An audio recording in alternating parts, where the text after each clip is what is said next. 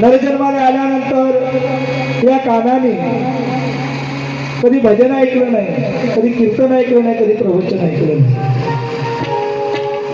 ती कान नसून सर्पाचं बीड आहे.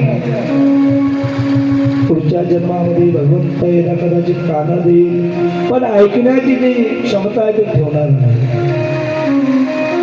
वाणी देईल, मुख करून टाकेल का पुढच्या जन्मामध्ये तुला तोंड देईल, पण वाचा देणार नाही. का तर तू नामस्मरण केला नाही करिता.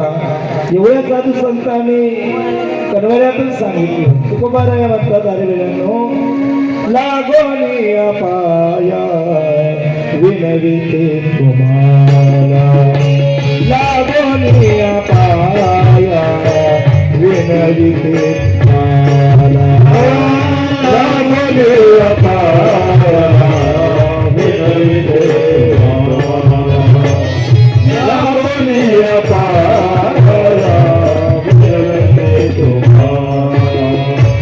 कवितारी बोला मुखी नाम करताई बोला मुखे करताई बोला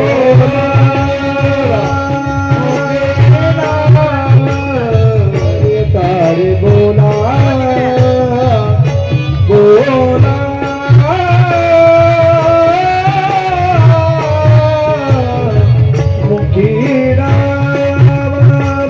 विठ्ठल विठ्ठल मना विठ्ठल विठ्ठल मना विठ्ठल विठ्ठल मना विठ्ठल विठ्ठल मनो विठ्ठल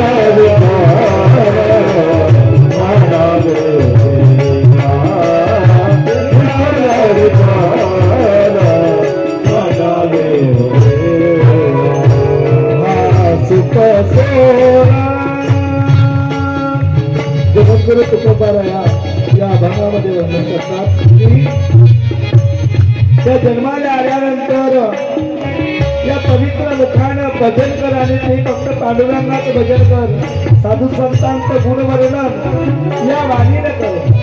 कारण हा एवढा सुंदर योग इतर जन्माला नाही करिता. हा सुख सोळा स्वर्गी नाही, हा सुख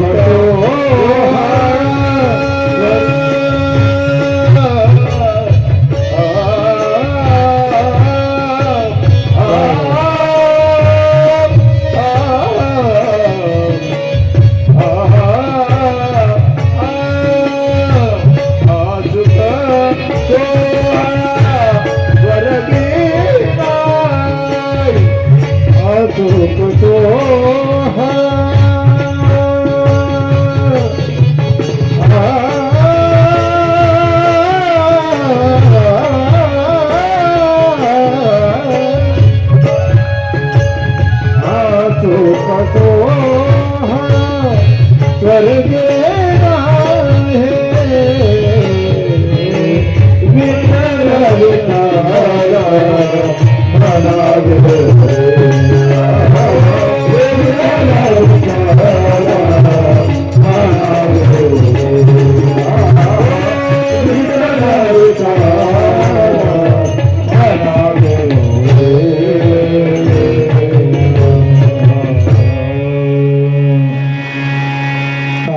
तर हा सुख सोहळा तो स्वर्गी नाही, इथं जे आहे ते तिथे नाही.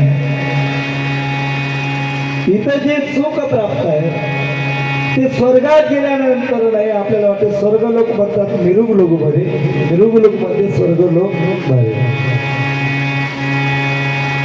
बेल्लरीत राहणारा म्हणत असेल मुंबईमध्ये गेल्यानंतर बरं असेल. आता मुंबईमध्ये लोक या युद्धामुळे उपासमारीची वेळ आली, ते मध्ये एखाद्या खेड्यात गेलं तर बरं आहे. तर त्याप्रमाणे तिथे हे नाही, इथं जे प्राप्त आहे ते तिथे नाही. म्हणून नित्यनियमान नाम घेतले पाहिजे. असं नामाची मती सांगितली का तर कलियुगामध्ये नाम श्रेष्ठ आहे. असो आपण भागवताच्या 4थ्या स्कंदामध्ये प्रवेश करूया. त्या 4थ्या स्कंदामध्ये शुकदेव भगवान राजा प्रचितीला भक्तीचं महत्त्व सांगितलं. भक्तीचे 2 लेकर होते, ज्ञान आणि वैराग्य. प्रत्येक जण ज्ञानवंत झाला, पुस्तक वाचलं की ज्ञान येते. ज्ञान प्राप्त झाले की माणूस थोडस तरी अभिमानाकडे निघून जातो. तुम्ही पहा, थोडस 10वी-12वी शिकलेलं राहू द्या, 2-4 इंग्रजी बोलता यावं शब्द, त्याला वाटते का अनपणाने तो एकदमच तुच्छ समजते. किंवा एखाद्याला थोडस चांगलं म्हणता आलं, सहज अंतेकडे निघून जाते. पोथी पढ़कर जग में पंडित भयान कोई, 2.5 अक्षर प्रेम का पढ़े सो पंडित होई कोई. ज्ञान आहे परंतु प्रेम नाही. भक्ती प्रेमाविना ज्ञान नको देवा, नित्य नवा अभिमान तया माझे. का रांडवेने देई शृंगार पै केला, तद्वत त्याप्रमाणे भक्तीचे 2 लेकर, ज्ञान वैराग्य. आणि पुढे समुद्र मंथनाची कथा शुकदेव भगवान राजा परीक्षितीला सांगतात. देव आणि दानव एकत्रित आले. एकत्रित आल्यानंतर देव लोकांनी ठरवलं आपण समुद्र मंथन करायचं. एक नाही गेलं तुम्हाला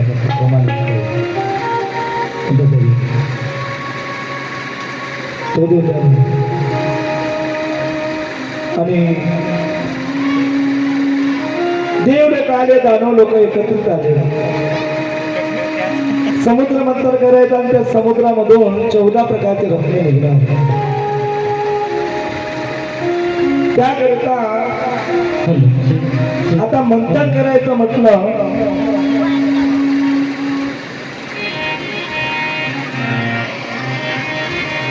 ज्याच्याकडे दह्याचं दुग्ध असेल, दही दूध असेल, त्याला माहित आहे मंथन कसं करायचं. एक रवी घ्यावं लागेल, त्या रवीला दोर बांधावं लागते, घुसरण करावं लागते. तर त्याप्रमाणे आता हे एखाद्या माठात असते, पण समुद्राचं मंथन करायचं त्या वेळेला लाकडाची रवी जमल काय एखाद्या छोट्याशा.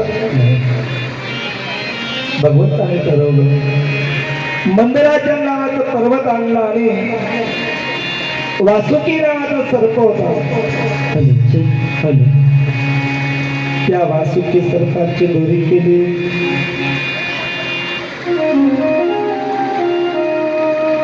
वासुकी सर्प आणला, या मंदिराच्या पर्वताला मध्यभागी नेऊन ठेवून दिलं. देव लोक एकाकडे आहे, दानव लोक एकाकडे आहे. आता देव म्हटल्यानंतर ते पहिलंच हुशार होते. देवाने ठरवलं का तोंडाकडल्या बाजूने आपण राहायचं नाही.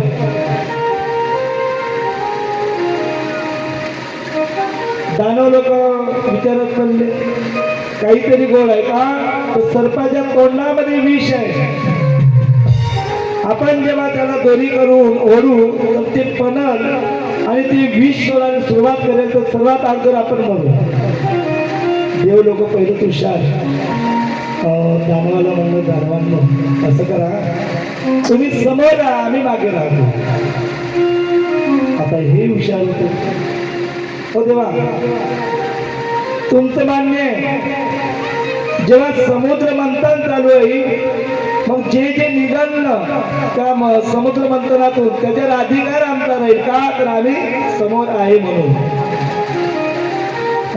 देव लोक पुन्हा विचारत पडले. हो म्हणाव तर अगदी रत्न निघत ते द्या लागल, खोटं बोलणं जमणार. देवाने हो म्हणून टाकलं आणि समुद्र मंथन चालू झालं. समुद्राचं मंथन चालू झालं. सर्वात अगदी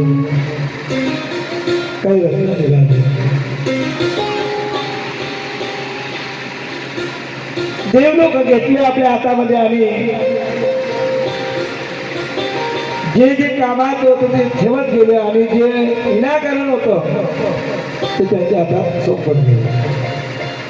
असं करता सातव्या क्रमांकाला ऐरावत नावाचा हत्ती निघाला. तो हत्ती निघाल्याबरोबर देव लोक धावत गेले आणि तो आपल्या स्वाधीन केला. तो इंद्रदेवाला देऊन टाकला. इंद्रा हे तू घेऊन घे. ऐरावत नावाचा हत्ती. नंतर कामदेवी निघाली त्याने गोमाता निघाल्याबरोबर राक्षस लोक हसायला लागले.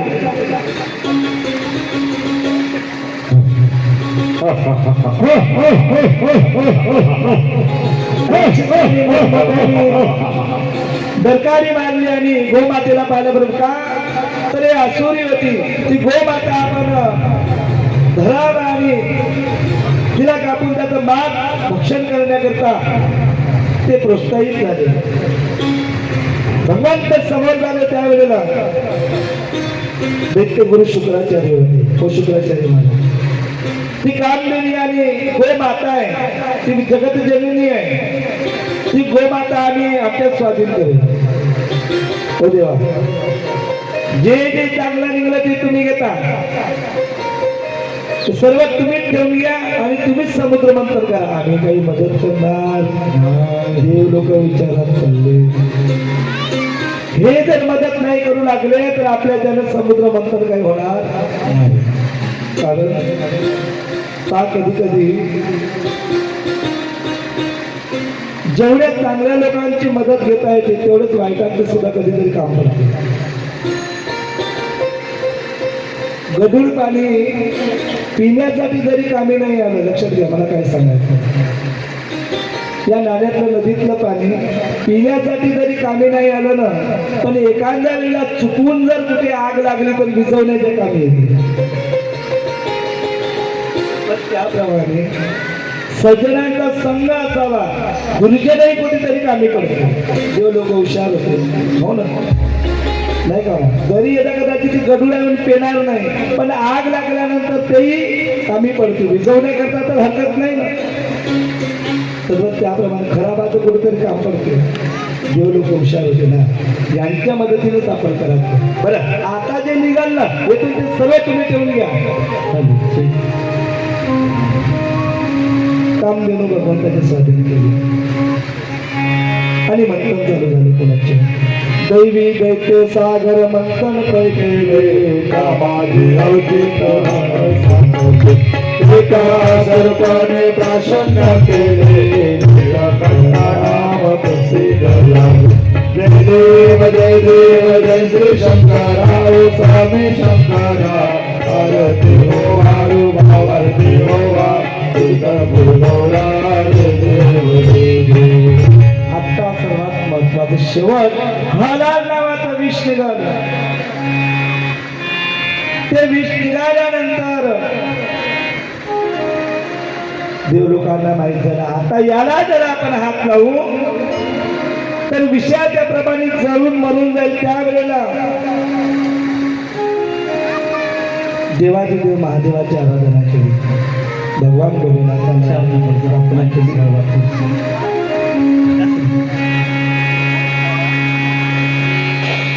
भगवान भोलेनाथांची प्रार्थना केली. ओ देवा,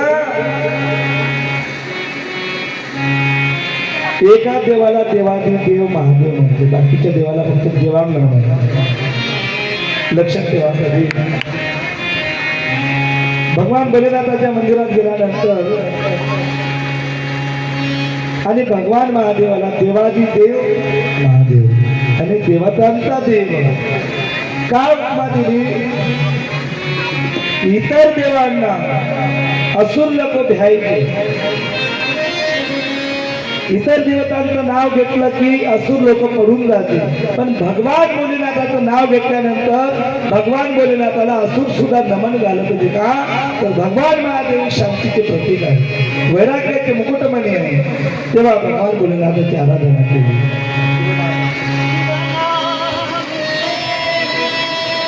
अजून करा, एक दोन तीन वाचा. इथे शिव नाम से है जगत में उजाला,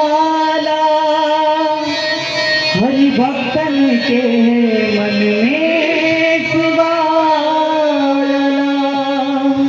हे शंभु बाबा मेरे भोलेनाथ, तीनों लोक में तू ही तू. जय हो राधे राधे.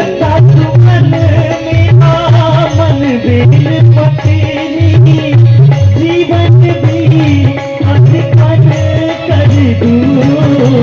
हे शंभु बाबा मेरे भोलेनाथ, तीनों लोक में तू ही तू. थोड़ा इको टाका इको.